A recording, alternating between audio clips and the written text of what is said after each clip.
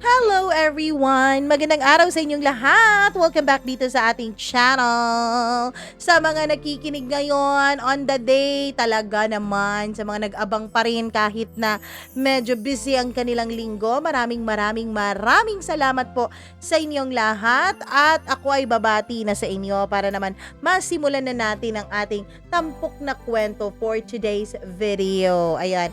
Hello ako kay Joanna Mandia, Melody Bon. Maraming salamat.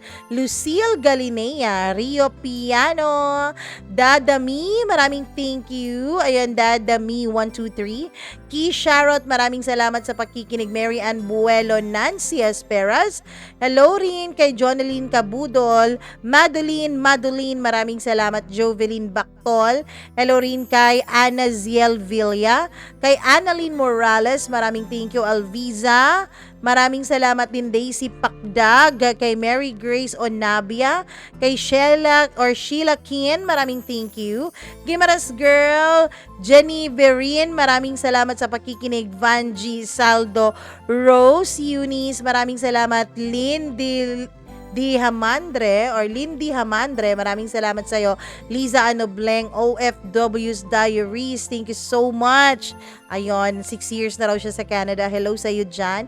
Hi din kay Team Galore, Merchie Vlog Bokalig, Shin, Lin, Gab, Bridge Wonders. Hello rin kay Ma'am Judith McGovern and to her husband. Thank you so much for listening. Lynn Javier, Kendrick Castillo, maraming salamat. Rosemary Obselia, Florang 5205, maraming thank you. Manilyn, kay Elina Haukutan, maraming salamat. Dukay Erica, Mary Grace, ayun, Sinadan, Cornelio Magtubo, maraming salamat. Elsie Ingriso, Syconic Nora Barido, Hamandre, Aksa Heliana, thank you so much sa inyong lahat. Sa mahinga hindi pa po nabati, naku, babatiin ko kayo sa next nating video. Eto na po ang ating tampok na kwento sa araw na ito, dito lamang sa Dear Mama Mia.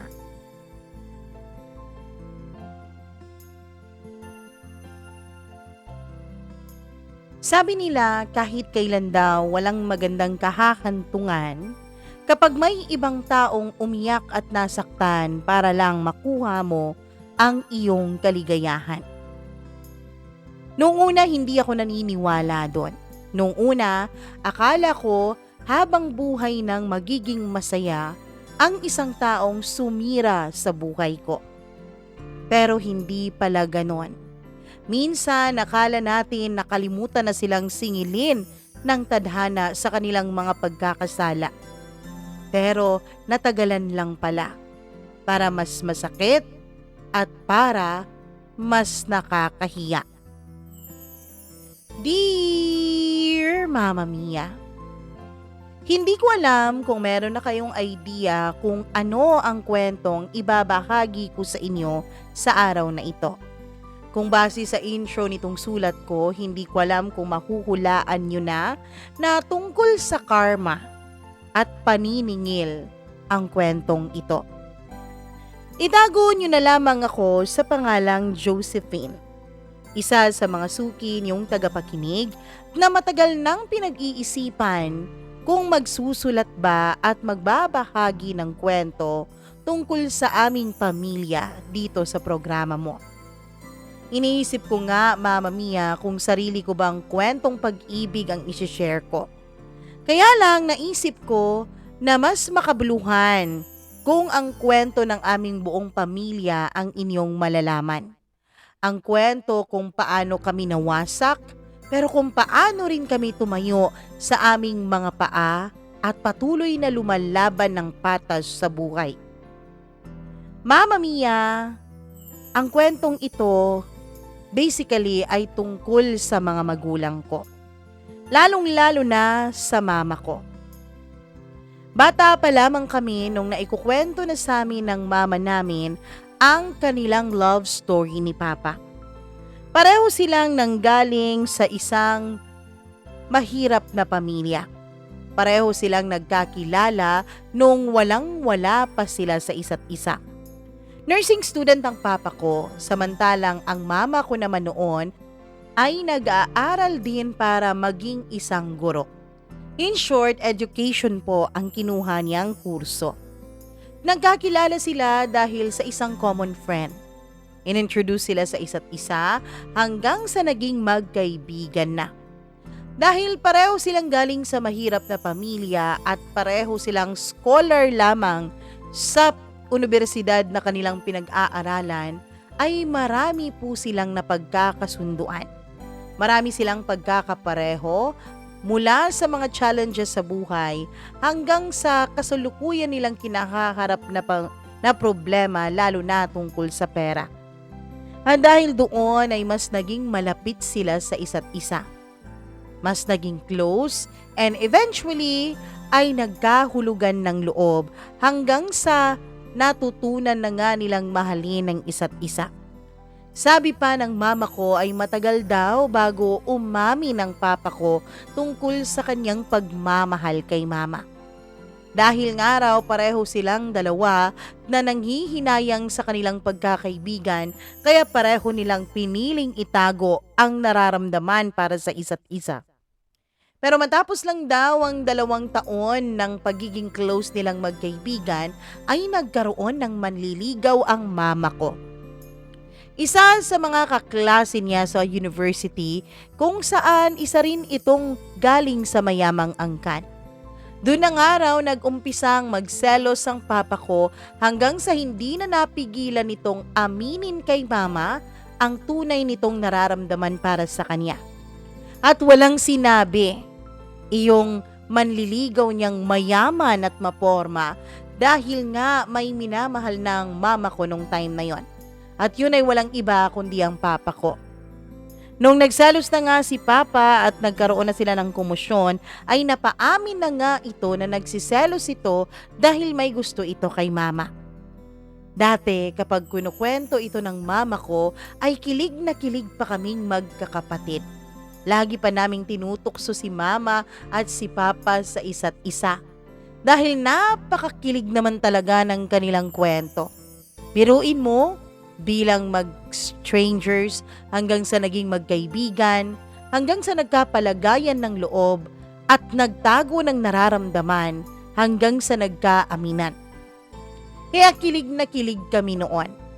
Actually, I for one, nangangarap mama niya na magkaroon ng singkilig na love story ng mga magulang ko. Masayang masaya kami noong mga bata pa kami. Naaalala ko pa na ang mama ko ay hindi na natuloy sa kaniyang pagtuturo. Hindi na niya piniling magkaroon ng career dahil naging housewife siya, mama mia. Siya nga po pala, nung naging sila at graduate ang papa ko, ay pareho nilang pinagtulungan ang pag-proceed nito ng medicine. Buti na lang dahil likas na matalino si papa. Kaya nagkaroon nito ng scholarship sa isang sikat na medical school sa aming lugar. At dahil doon ay hindi sila masyadong nahirapan na tustusan ng pag-aaral ni Papa. Ang mama ko naman nung makagraduate ng education ay hindi na muna nag-take ng board exam. Ang ginawa niya ay naghanap muna ng trabaho at swerte naman siya na na-hire bilang isang secretary sa isang malaking company. Dahil ninong ng mama ko, ang kaibigan ng may-ari noon ay nakapasok siya. Hanggang sa naging secretary nga siya at medyo okay naman ang pasahod niya doon. Hindi ipinagkaila ng mama ko na tinutulungan niya si Papa dati, lalo na pagdating sa mga gastusin. Kahit naman kasi ang papa ko ay scholar sa medical school na yon, ay meron pa rin namang mga maraming gagastusin. At isa si mama sa mga tumutulong sa kanya. Hanggang sa tuluyan na ngang nakapagtapos ang papa ko. Nakapasa at naging licensed physician. Hanggang sa naging doktor na nga ng tuluyan. Hindi naman niya binigo ang mama ko. Dahil kita naman ng papa ko ang pagsakripisyo ni mama sa kanyang sariling pangarap para lang matulungan at maalalayan si papa sa mga pangarap niya. Matapos ngang naging doktor na ang papa ko ay nagpropose na siya kay mama at nagpakasal silang dalawa. Simpleng kasal lamang ang idinaos pero dun sila bumawi sa kanilang buhay after ng kanilang kasal. Bumili ng bahay ang papa ko. Naging maayos ang buhay nila hanggang sa nagplano na nga silang bumuo ng sariling pamilya. At yun na nga, magkasunod kaming 3 magkakapatid na kanilang iniluwal dito sa mundo. At dahil naging nanay na, ay wala na sa isipan ng mama ko na magkaroon pa ng sarili niyang career. Simula nung mabuntis ang mama ko sa panganay naming kapatid ay tumigil na ito sa kanyang pagtatrabaho at nag-focus na lamang bilang housewife. Wala namang problema sa gastusin dahil kayang-kaya naman ng sweldo ng papa ko na buhayin kaming lahat at bigyan kami ng komportableng buhay. For the longest time, Mama Mia, for the longest time that I can remember, we were once a happy and contented family. Kaya lang, lahat siguro talaga ng buhay, ng relasyon, ng pamilya ay dumadaan sa mga matitinding unos ng tadhana. Mama Mia, ang papa ko ay nagkaroon po ng maraming problema sa trabaho. Nagigising kami noong magkakapatid na nasisigawan niya ang mama. Si mama naman ay hindi din perpekto. May mga pagkakataon na nakikita namin na siya rin ang nauunang manigaw kay papa kapag nag-aaway silang dalawa. Pero nakikita ko lagi ang mama ko na pagkatapos nilang mag-away at mag-walk out ng papa ko ay umiiyak itong mag-isa. Minsan nga, Mama Mia, nung mga panahon na yon ay hindi ko akalain kung kakayanin pa ba namin na makita ang aming ina na umiiyak. Hanggang sa isang araw, bigla na lamang nagsabi ang papa ko na bahala na raw kami sa mga buhay namin. Hindi ko alam kung paanong nangyari. Hindi ko alam kung ano ang nangyayari. I was first year college back then at ang panganay namin ay nasa second year college pa lamang samantalang ang bunso ay nasa high school pa, Mama Mia. Ang babata pa namin kung tutuusin. Kinakailangan pa namin ng suporta at pag-aaruga ng aming mga magulang. Paano ang mga anak natin? Ano, iiwan mo na lang ba kami ng basta-basta?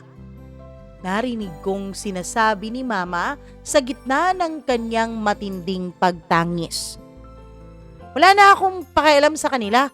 Ikaw nang bahala, malalaki na ang mga yan. Ako nga, nung kabataan ko, kailangan kong mag-working student para makatapos ng pag-aaral. Kaya nila yan. Di naman mga boboy ang mga batang yan. Pagkatapos nun, ay umalis na ang papa ko, bit-bit ang kanyang mga gamit. Tandang-tanda ko pa na nagmakaawa ang bunso naming kapatid kay papa na huwag kaming iwanan. Kaya lang parang bingi at bulag ang papa ko sa mga pakiusap ng bunso kong kapatid. Parang wala siyang pakialam at parang wala siyang naririnig. Siya nga pala, umalis na kayo dito sa bahay. Naibenta ko na to. Kailangan ko ng malaking pera eh. Ano? Binenta mo ang bahay ng to? Na walang pahintulot sa akin?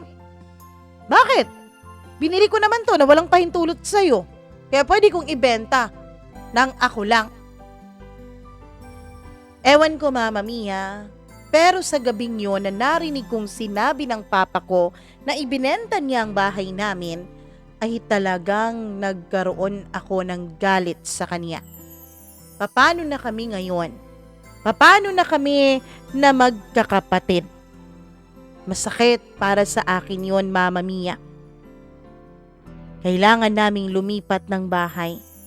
Para na rin mamuhay ng tahimik dahil ang totoo niyan, Mama Mia, hindi ko pala nababanggit sa inyo na mula noong naging doktor ang papa ko ay naging tutol na ang mga magulang at pamilya niya sa mama ko. Dati naman nung mag-boyfriend at girlfriend pa lamang sila nung college ay wala naman siyang naririnig na sinasabi ng kaniyang mga in-laws sa kanya. Kaya lang nung graduate na nga tuluyang naging doktor ang papa, pakiramdam ng pamilya niya ay hindi nababagay ang mama ko sa kanila.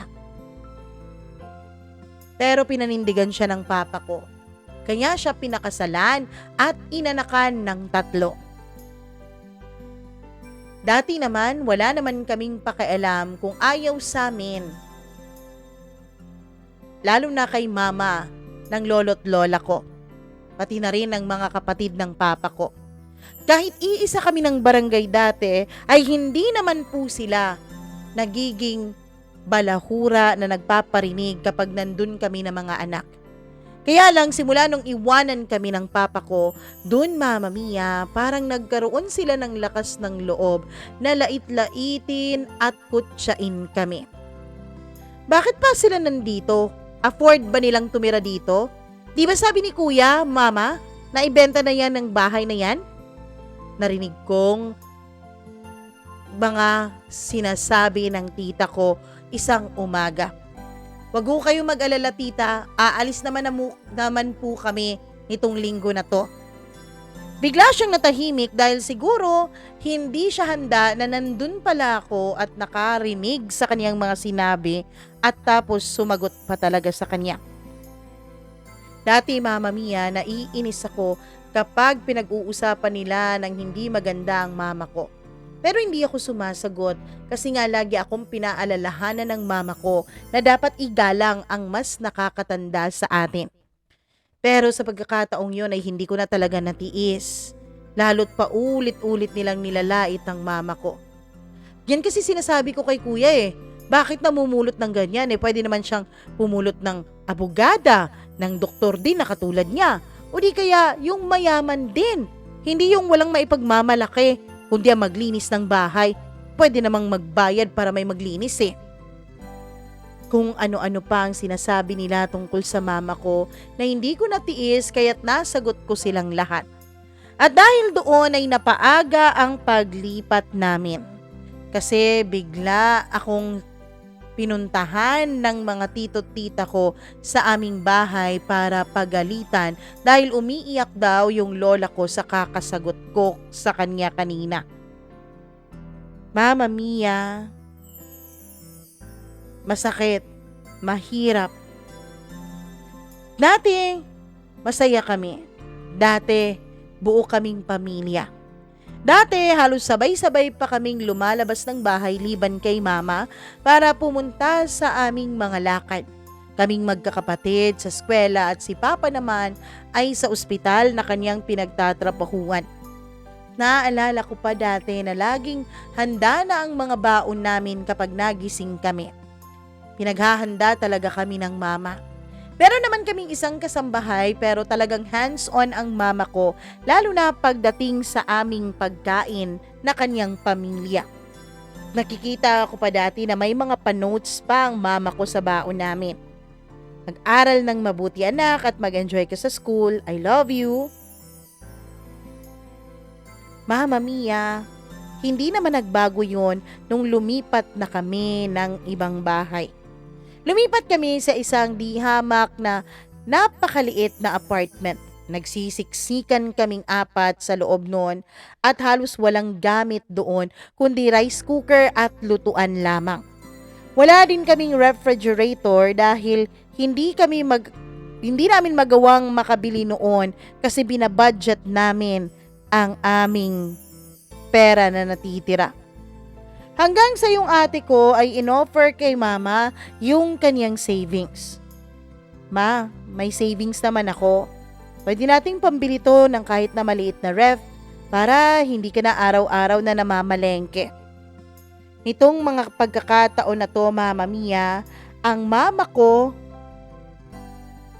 ay meron na pong trabaho. Isang trabaho na hindi naman kalakihan ng sweldo. Wala naman kasing tumatanggap sa kanya na may malakihang sweldo kasi nga kulang po siya sa work experience. Naalala ko pa noon, nakikita kong hapong-hapuna ang mukha ng mama ko sa kakatrabaho. Tapos pag uwi niya sa bahay ay kailangan pa niyang magluto para pagsilbihan kaming kanyang mga anak. Ako na dyan, ma. Ako na dyan, sabi ko. Isang gabi, habang tulog na ang mga kapatid ko, nagising ako sa sobrang uhaw. Akala ko tulog na rin ang mama ko. Pumunta ako ng kusina para kumuha ng tubig. Ang mama ko ay nasa maliit lamang na sofa namin natutulog. Ako at ang ate ko ang nasa loob na maliit na kwarto at ang bunso naman namin ay nasa may sala sa baba ng sofa na tinutulugan ni mama. Pabalik na sana ako sa loob ng kwarto nung mapansin kong parang yumuyugyog ang balikat ni mama. Nilapitan ko siya at narinig kong umiiyak siya. Akala ko gising siya na umiiyak. Tatalikod na sana ako para wag siyang mapahiya na umiiyak siya tuwing gabi. Kaya lang, umuungo lang mama ko noon na para bang nasasaktan siya. Nung tinignan ko ng mabuti ay tulog na tulog pala ito at binabangungot. Kaya pinilit kong gisingin si mama. Mama? Mama, gising po, nananaginip po kayo. Napabalikwas ang mama ko. Nung makita niya ako ay bigla siyang napayakap sa akin. Iyak siya ng iyak. Mama, ayos lang po ba kayo? Ano pong problema? Nung nakabangon na siya at nabigyan ko na siya ng tubig, ay tsaka siya nagsalita. Anak, sa'yo ko lang sasabihin to ha. Huwag mo na munang i-share sa mga kapatid mo. Hindi ko na kasi talaga kaya eh. Mama Mia, dun ko nalaman na ang papa pala namin ay sumama sa ibang babae. And worst pa, ang babaeng yun ay matagal na atang pinupuntirya na sirain ang aming pamilya. Ang babaeng tinutukoy kasi ng mama ko ay walang iba kundi isa sa kanyang mga kaibigan. Si Tita Elise? Oo, si Tita Elise mo ang bagong sinamahan ng papa mo. Natatandaan ko si Tita Elise. Bumibisita siya sa bahay namin 3 taon na ang nakalipas. Pinakilala siya ng mama ko bilang kasamahan niya sa kanyang pagzuzumba. Laging invited noon si Tita Elise sa tuwing merong mga okasyon sa bahay. Hindi namin alam, Mama Mia, na tinatrabaho na pala daw ng Tita Elise ang papa ko. Minsan nga, kapag wala ang mama namin, dati ay pumupunta pa rin si Tita Elise sa bahay. Kapag si mama ko ay umuwi sa probinsya nila, lalo na kapag may emergency, ay si Tita Elise ang kanyang hinahabilinan sa amin. At dun pala nag-umpisa ang affair nila ni Papa. Mama Mia, lalo raw naging close ang Tita Elise at ang Papa ko, lalo na nung mga pagkakataon na umi-extra ang mama ko sa kanyang kaibigan na meron pong organizing company. Si Tita Elise ay meron namang trabaho, hindi ko lang alam kung ano. Pero nung mga panahon na umi-extra ang mama ko sa organizing company ng kanyang kaibigan, may mga pagkakataon po na hindi siya nakakauwi ng bahay ng 10 to 12 hours a day. At syempre, Mama Mia, hindi na niya naaasikaso ang daddy ko at kaming magkakapatid. Pero for us, that's okay. Kasi kailangan rin siguro ng mama ko ng sense of stability, ng sense of individuality. Nasasayahan nga ako dati kapag umuuwi ang mama ko galing sa racket niya at may dala siyang mga pasalubong. Sure, hindi yun kasing bongga, kasing gara at kasing sarap ng mga pasalubong ni Papa, pero natutuwa ako na nakikita ko ang kasiyahan sa mukha ng mama ko. Ibig sabihin, masaya siyang nakakabili ng para sa amin na magkakapatid na galing sa kanyang pawis at pagod. Mama Mia, naisip ko rin noon na kailangan din namin ng pera. Narinig ko kasi na nag-uusap ang mama at papa ko na medyo nahirapan sila lalo na't magka-college na rin soon ang bunso namin. Ibig sabihin, 3 na kaming magka-college kaya mabigat-bigat na gastusin yon. Wala naman na ring toddler sa aming magkakapatid, so kaya na namin ang aming mga sarili. Kaya nga rumarakit-rakit na ang mama namin eh. Ang hindi namin alam, Mama Mia, may pagkakataon palang nakikipag-inuman na ang papa ko doon sa mga kaibigan ng mama ko kahit wala siya. At may mga pagkakataon din pala na may mga okasyon sa kaibigan ng papa ko na ang dinadala niya ay hindi ang mama namin kundi ang kabit niya ang kanyang isinasama. Doon sila nag-umpisa. Naging mas close ang papa ko kay Tita Elise dahil nga ang mama ko ay laging busy. Nagpapakahirap na malayo sa amin ang mama ko. Nagtitiis sa 50 pesos na food budget niya kasi mas gusto niya na merong naiipon at mapunta sa amin ang kanyang pinaghihirapan lalo't magtatatlo na kaming magkokolehiyo. Pero yung papa ko, imbis na isipin ang future ng kanyang mga anak, ay mas inuna pa niya ang kasiyahan niya. Mas inuna pa niya ang landing kanyang nararamdaman. Sabi pa ng mama ko nung gabing yun, kaya raw sila labis na nag-aaway ng papa ko ay nahuhuli raw niya na meron daw pong mga resibo ng motel na nasa pantalon ng papa ko.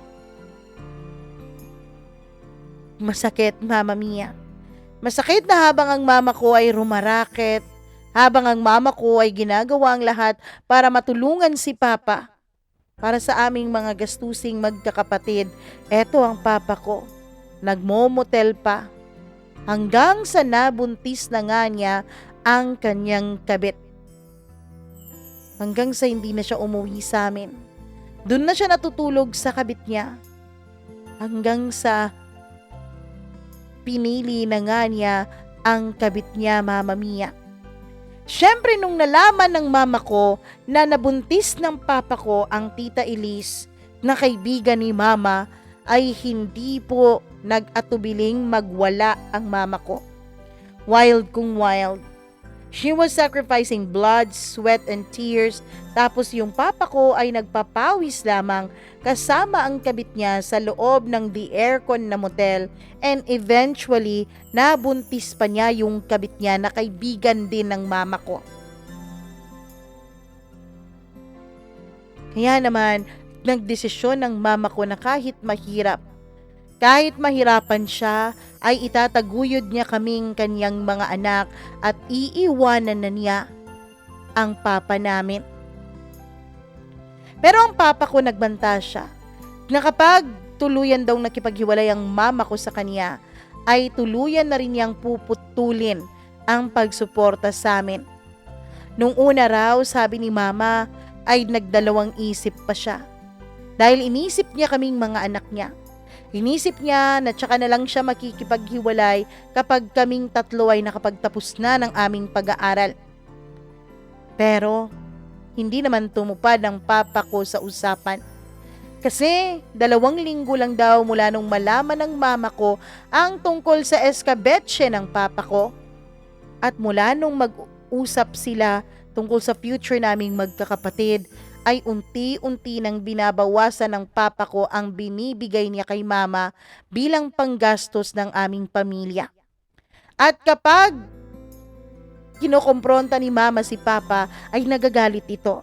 Dahil ang sabi niya ay meron pa raw siyang mas dapat unahin, yung panganganak ni Tita Elise. Kesyo, sabi niya, maselan raw ang pagbubuntis ni Tita Elise at maraming mga vitamins na kailangang inumin. Maraming mga check-ups na kailangang puntahan at kumuha rin daw siya ng personal na mag-a-assist na nurse kay Tita Elise para masigurado raw ang kondisyon ng bata. Doon na pumitik kang mama ko.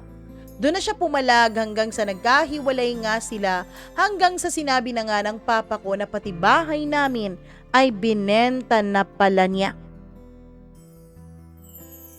Napakahirap nung biglang nawala si papa. Hindi naman masyadong komportable ang buhay namin, lalo na nung nag-college na kaming dalawa ng ate ko.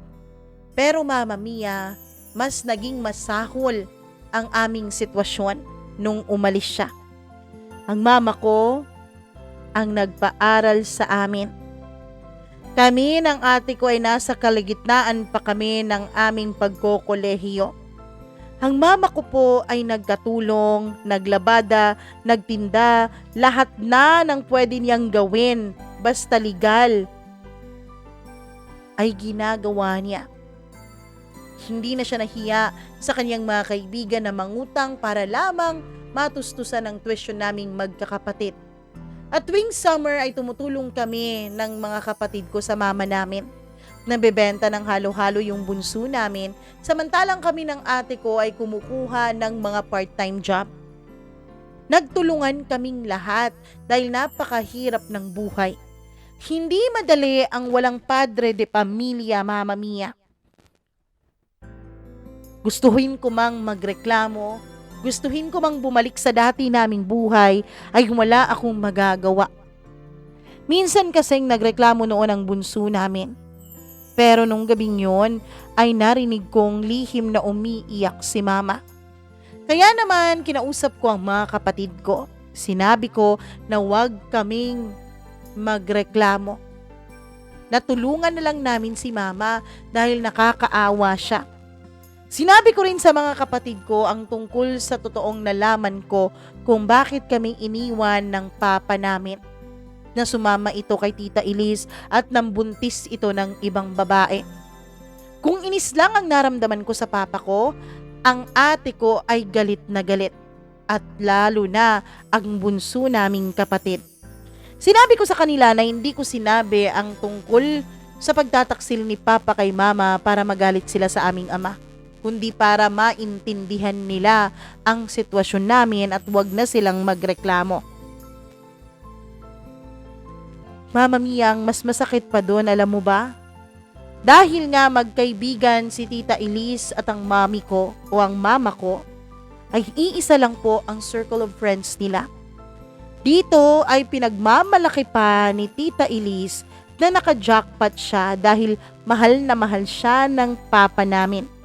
Pinagmamalaki pa niya na sila na raw ang happy family, na sila raw at ang magiging anak niya ang pinipili ng papa ko at basta-basta na lang kaming itinapon na parang basura. Syempre, di ba? Malalaman mo talaga kung sino ang mahal. Nakita ko pa noon. At narinig ko na sinabi ni Tita Elise sa isa niyang kaibigan. Gusto ko silang pagsasampalin habang nagtatawanan pero pinigilan ako ng mama ko. Sabi niya, hayaan ko na lang daw. Hindi lang daw yon ang ginagawa ni Tita Elise. Lahat ng mga sinasabi ni Tita Elise sa iba nilang mga kaibigan ay syempre meron ding taga-sumbong ang mama ko. May mga kaibigan siya na kumampi kay Tita Elise. May mga kaibigan siya na para bang ginoglorify pa ang pagiging kapit ni Tita Elise. Pero meron din namang iilang kaibigan si mama na hindi pa rin sang-ayon sa ginawa ni Papa na pag-iwan sa amin. At lihim pa rin itong kumakampi sa mama ko, kaya lagi pa rin kaming nakakabalita ng tungkol sa mga pinagyayabang at pinagmamalaki ni Tita Elise. Nakita ko kung gaano katatag na babae ang mama ko. Nakita ko kung gaano siya kalakas bilang isang ina. Nagtiis yung mama ko for a few years, Mama Mia. Minsan nga habang naglalabada siya ay nakikita ko siyang umiiyak. But one thing never changed. Kahit pa sa likod ng aming mga pinagdaanan, kahit pa sa likod ng pag-iwan ng asawa niya sa kanya at pag-abandonan nito sa amin na mga anak nila, hindi pa rin nagbabago ang tiwala ng mama ko sa Panginoon. Her faith never wavered. Napaka-religious ng mama ko and palagi po siyang nagdadasal. Yung papa ko, ayun, pinag-aral na yung anak ni Tita Elise sa ibang lalaki. Oo nga pala, nakalimutan kong banggitin. Si Tita Elise pala, Mama Mia, ay meron ng anak pero hindi naman siya pinanagutan. At halos kaidaran ko lang ang anak niya. Tapos, dun nagpapakaama ang papa namin. Doon siya nagpapakadakilang ama at ito ang tinuring niyang anak at pinag-aaral pa niya. Narinig kong nangupahan sila Papa at Tita Elise sa ibang lugar. Nagpapakasaya. Maganda ang apartment na inuupahan nila. May aircon daw at kumpleto sa mga appliances. May pamotor pa ito sa anak ni Tita Elise. Tapos may sasakyan pa sila ni Tita Elise. Panayang post sa Facebook ng mga family time nila. Habang yung mama ko, sugat-sugat ang mga kamay. Nagbibilang ng barya para may pambili kami ng sardinas para pang ulam namin tuwing gabi. Hanggang sa Mama Mia, ang ate ko hindi naglaon ay nakapagtapos na ng kanyang pag-aaral. Hindi naging madali, pero pinagtulungan namin na makapagtapos siya. Ang ate ko dati ay napakabarkadista. Barkada dito, barkada doon, pero simula nung kausapin ko siya tungkol sa ginawang pagtataksil ni Papa kay Mama, ay nagbago po siya. Nag-focus siya sa kanyang part-time job at sa kanyang pag-aaral. At dahil second year college na si ate nung iwan kami ni Papa, ay naging mabilis na lang ang pagtatapos niya. Hanggang sa sumugal ang ate ko, Mama Mia. Sumugal ang ate ko at sumunod siya dun sa isa niyang kaibigan na nasa Dubai. Nag-abroad siya. Hindi man katalinuhan ng ate ko, pero pinatunayan niya sa amin na kaya niyang maging ate ng totoo. Sabi niya, Mama Mia, siya na raw ang bahala sa aming magkakapatid, pati na rin kay Mama. Kahit na kailan ay hindi pa nahiwalay sa amin si ate. Umiiyak ang mama ko nung gabing nagpaalam si ate sa kanya na mag-a-abroad ito. Anak, dito ka na lang, sabi ni Mama.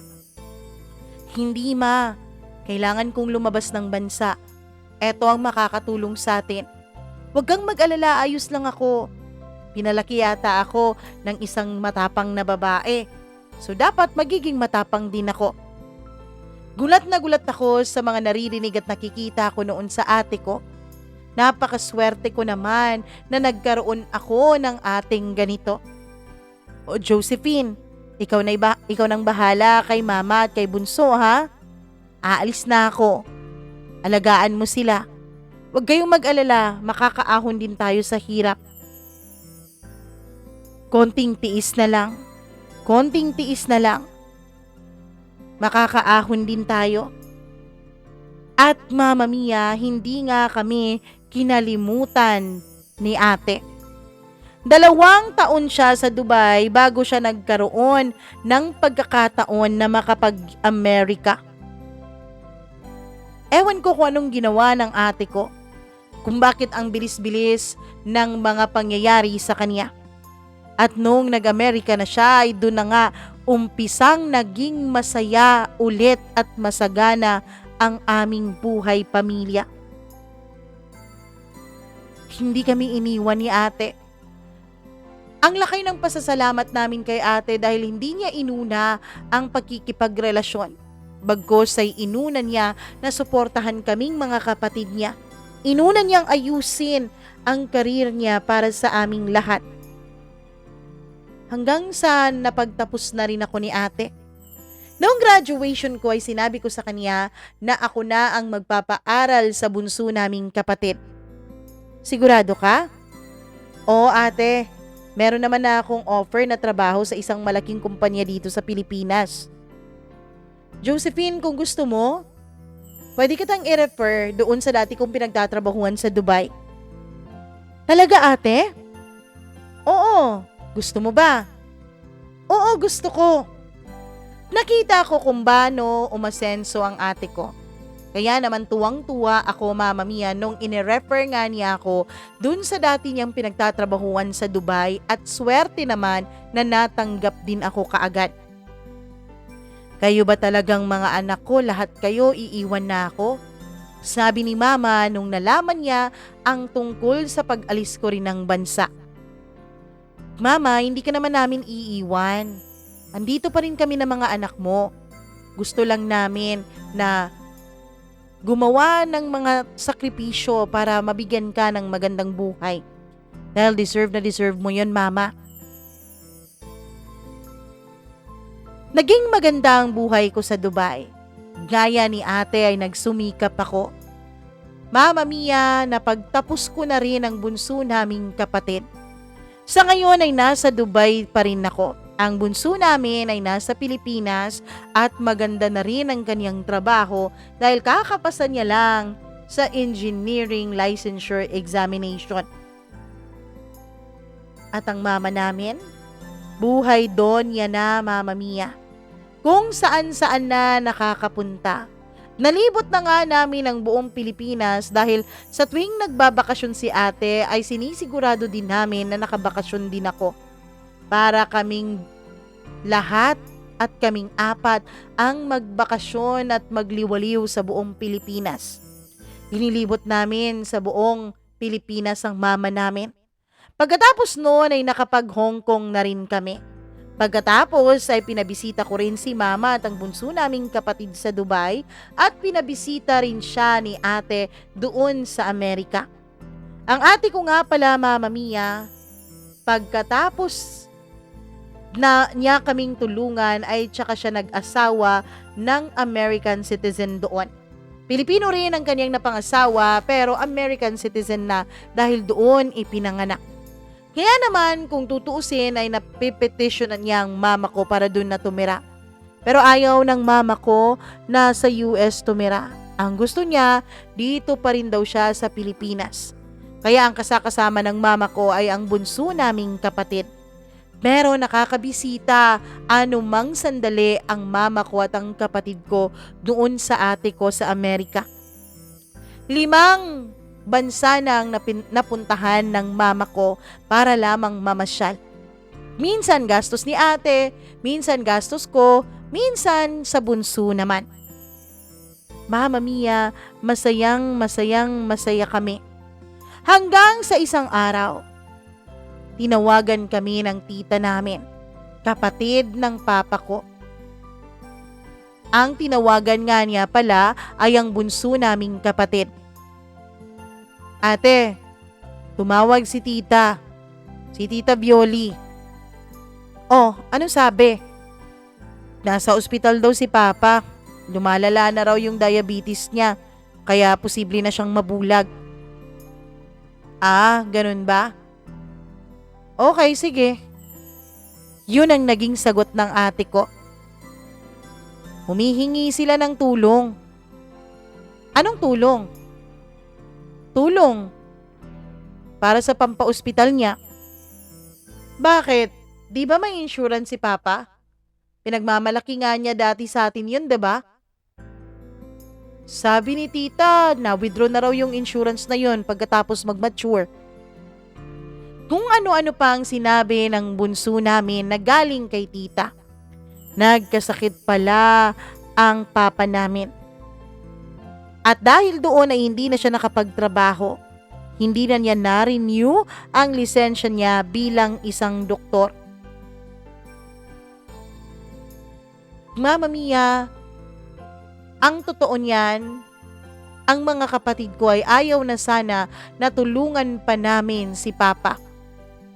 Pero ang mama namin ang nagsabi na wag raw kaming magtanim ng sama ng loob kay Papa dahil kahit na anong mangyari ay ama pa rin namin ito. Pero mama, hindi naman siya nagpakaama sa amin sa mahabang panahon eh. Sabi ni ate nung nagka-video call kaming lahat. Huwag kayong ganyan mga anak. Bakit ba kayo ganyan katigas sa papa nyo? Pinalaki ko ba kayong ganyan? Para wala ng gulo dahil nakikita kong nai-stress ang mama ko, sinabi kong ako na ang tutulong kay Papa. Nagpadala ako ng pera para may pampagamot siya. Kaya lang Mama Mia, tumawag ulit ang tita ko at ang sabi na hindi pala lahat ng perang pinadala ko ay napunta sa mga gamot ni Papa.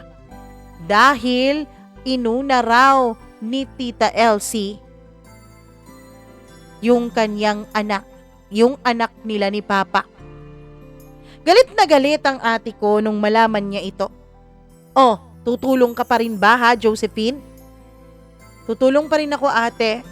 Meron akong kaibigan na may isang pinsan na naghahanap ng trabaho. May na-invest naman na akong kondo dyan sa Pilipinas. Kaya ang gagawin ko, dun ko patitirahin si Papa. Paaalagaan ko siya dun sa pinsan ng kaibigan ko at sosolduhan ko lang ito. Nung una ay ayaw pumayag ni Tita Elsie. Galit na galit ito, Mama Mia. Bakit niyo kukunin sa akin ang daddy niyo, ha? Ako na ang pamilya ng daddy niyo, hindi na kayo. Okay, sige. Ikaw pala pamilya niyan eh. Ikaw ang magpagamot niyan. Bahala na kayo sa buhay niyo. Sabi ng ate ko sa kanya. Ayaw ko sana na wag tulungan si Papa kaya lang nagalit si ate. Kung tutulong daw ako tapos ang magmamanage ng pera ay yung kabit niya, ay baka pati ako ay makalimutan niyang kapatid niya. Hindi ako sumuway kay ate. Alam kong tama siya. Makailang beses na humingi ng tulong sa akin si Tita Elsie. Sabi niya Mama Mia, kailangan raw ng papa ko ng gamot. Ang ginawa ko ay pinakuha ko doon sa pinsan ng kaibigan ko ang mga reseta ni Papa. Nung napicturan niya na ay pinabili ko ang mga gamot na yon tsaka ko ipinadala doon sa bahay nila. Galit na chinat ako ni Tita Elsie. Wala raw ba akong tiwala sa kanya bakit gamot daw ang binigay ko sa papa ko at gatas? Sabi ko para naman sa papa ko. Paano na daw ang kapatid ko? Sabi ko sa kanya, wala akong ibang mga kapatid. Dalawa lang ang kapatid ko.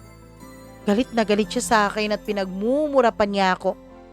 Hanggang sa matapos ang 3 buwan, siya na rin mismo ang sumuko. Tinawagan niya ako at sinabi niyang kunin ko na raw ang walang silbi kong ama. Kaya naman nagbakasyon ako ng Pilipinas para kunin si Papa. Nung una ay ayaw pumayag ng mga kapatid ko. Pero sabi ko ako nang bahala kay Papa. Ako nang magpapagamot sa kanya at ako na ang bahala sa magbabantay sa kanya. Mama Mia, umiiyak ang papa ko nung nagkita kaming dalawa. Hindi man niya ako nakikita pero nung narinig niya ang boses ko ay narinig ko rin siyang ngumawa at humikbi. Paulit-ulit siyang humihingi ng tawad sa akin. Patawarin mo ako, Josephine, anak. Patawarin din sana ako ng mama mo at ng mga kapatid mo. Hindi ako sumagot. Siguro Mama Mia, hindi ko pa rin po napapatawad ng mga sandaling yun ng papa ko. Sige na, ayusin niyo na yung mga gamit niya dun sa kotse. Sabi ko doon sa mga kasama ko na kukuha sa kanya. Elsie, ipamimigay mo na ba talaga ako? Sabi ng papa ko sa kabit niya. Wala akong magagawa, Roger. Hindi na kita kayang alagaan pa. Mabuti yung anak mo ang mag-alaga sa'yo. Total, hindi mo naman ako asawa, 'di ba? Hindi naman tayo kasal. Nagngit-ngit talaga ang loob ko nung marinig ko yun mula sa labi ni Tita Elsie. Gusto ko sana siyang sampalin pero ayoko na ng mas malaki pang gulo. Lumabas ang isang batang lalaki. Nasa elementary ito sa tansya ko. Siya nga pala, Jocelyn, kapatid mo. Hindi ko na kinilala ang kapatid ko na yun. Matapos ma-load lahat ng gamit ni Papa at maisakay na rin si Papa sa kotse ay umalis na ako doon sa bahay na yon nang walang paalam. Isinettle ko si Papa sa condominium na nabili ko. Kasama niya doon ang pinsan ng kaibigan ko at ang asawa nito na siyang inatasan kong mag-alaga sa kanya. Mababait naman ang mga ito, kaya sinabi ko na sila na ang bahala. Ayaw kasi ng ate ko na mama ko ang mag-alaga kay papa.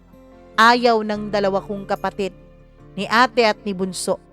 Sabi pa nila bakit daw pahihirapan namin si mama.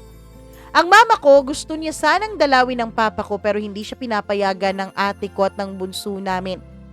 Sabi ng ate ko baka ma-stress lang daw si mama at meron na rin itong sakit na iniinda. Kaya si mama ay nasa bunso kong kapatid. Nag-asawa na rin kasi ang bunso kong kapatid, Mama Mia, at doon na nakatira ang mama ko sa kanila. Ako naman ay hindi pa po nakapag-asawa. Siguro hindi na dahil nakalimutan ko nga palang banggitin na miyembro po ako ng LGBT. Meron akong partner ngayon, Mama Mia. Magka-live-in kami ngayon sa Dubai. Pareho kaming babae kung sa paningin ng lahat. Pero mahal ko siya at nagpaplano na rin ako ngayon na lumipat sa United States nang sa ganon ay makapagpakasal kami doon. Sa ngayon ay kumukontak pa rin sa akin ang kabit ng papa ko. Kinukontak pa rin niya ako dahil ako lang ang bukod tangi sa aming magkakapatid na nagre-reply sa kanya. Lagi pa rin niya akong pinapakonsensya tungkol sa pag-aaral ng anak niya. Minsan na kasi akong nagpadala nung nagkasakit yung bata. Pero pagkatapos nun ay hindi na ako nagpadala ulit. Siguro lang ay nahimihasa siya kaya tawag siya ng tawag at chat ng chat sa akin. Pati nga kapag pasukan na Mama Mia, lagi niya akong pinapakonsensya na wala raw gamit sa paaralan ng anak niya. Sa sobrang inis ko ay nagreply ako sa kanya. Nakaya ng mama namin, natustusan ang pag-aaral namin nang hindi humihingi ng tulong sa'yo kahit na responsibilidad kami ng papa namin. Kaya sana kayanin mo yan. Siguro karma mo na rin yan. Matapos noon ay pinagmumura niya ako. Wala raw akong pinagkaiba sa mga kapatid ko at sa mama ko. Blinak ko na siya, Mama Mia. May mga pagkakataon na meron pa rin siyang mga dummy account na ginagawa para lamang makontak ako pero naka-restrict na lahat ng yon sa Facebook ko. Naka-private na rin ang Facebook ko nang sa ganun ay hindi na niya ako basta-basta pang ma-message. Sa ngayon, si Papa ay nagpapagaling pa rin. Medyo nabamanage na ang sugar niya pati na rin ang high blood niya. Kung tatanungin niyo ako kung napatawad ko na si Papa sa ginawa niya sa amin noon, siguro oo, Mama Mia. Pero ang mga kapatid ko hanggang ngayon ay hindi pa rin siya tuluyang napapatawad. Pero meron naman ang progress kasi nabisita na rin siya dun sa kondo ng bunso namin. Tanging si ate lang ang mas matigas pa sa bato patungkol kay Papa. Hindi ko rin naman minamadali ang ate ko at hindi ko rin naman siya masisisi. Alam ko na kung nahirapan ako sa naging sitwasyon namin dati, ay doble ang naging hirap sa kanya dahil siya ang panganay na anak. Siya ang tumayo bilang ama namin nung mga pagkakataong nawalan kami ng ama dahil sumama ito sa kabit niya. Masasabi ko na deserve din siguro ni Tita Elsie ang buhay niya ngayon, Mama Mia. Wala na rin siyang masyado pang mga kaibigan. Ang huling balita ko ay nagtatrabaho na ito bilang isang masahista. Dahil ang panganay nitong anak ay nag-asawa ng maaga at hindi man lang nakapagtapos ng pag-aaral at isang kahig isang tuka din daw sa ngayon. Nagsisiksikan daw sila kasama ang pamilya ng panganay niyang anak sa iisang napakaliit na bahay sa isang squatter area. Hindi ko masasabing masaya ako sa kinahinatnan ng buhay nila. Pero siguro karma na rin talaga nila iyon sa ginawa nilang pagwasak noon sa aming magandang pamilya. Hindi ko naman inaabsuelto ang papa ko sa sisi tungkol sa pagkasira ng pamilya namin. Pero Mama Mia, sa ngayon, iniisip ko na lang na sana dumating ang panahon na makapagpatawaran na ang lahat. Sana dumating ang panahon na maging maayos na ulit ang lahat. Hindi man kami maibalik sa isang dating masayang pamilya, sana ay magkaunawaan na at magkapatawaran na lang. Hanggang dito na lamang po, Mama Mia, at maraming maraming salamat kung sakali mang mapili mo na basahin itong sulat ko sa iyong programa. Lubos na gumagalang, Josephine.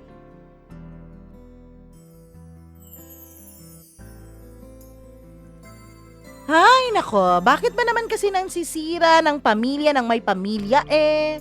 Bakit naman kasi dun pa talaga sa mga taong meron ng sabit, yun pa talaga ang ginugusto?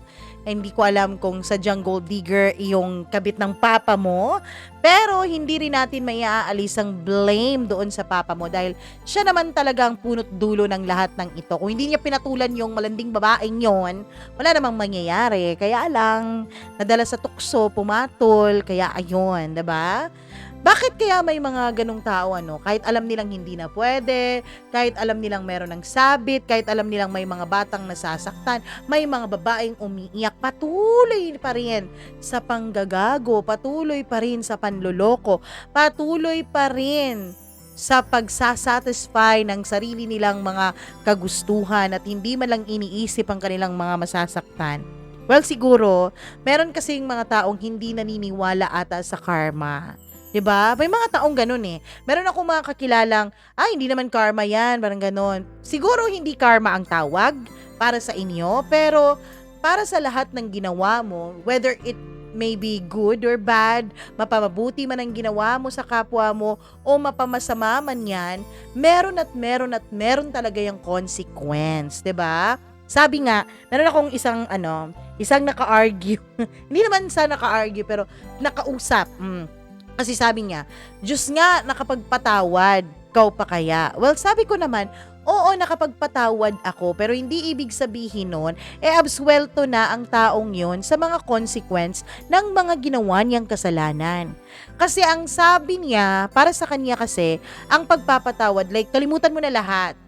Wala nang consequence dun sa pagkakasala niya kasi napatawad mo na. Hindi naman ata ganun. Pwedeng mapatawad mo na, wala ka ng galit, 'di ba? Magiging mabuti ka na sa kanya, pero hindi ibig sabihin nun ay thank you na lahat.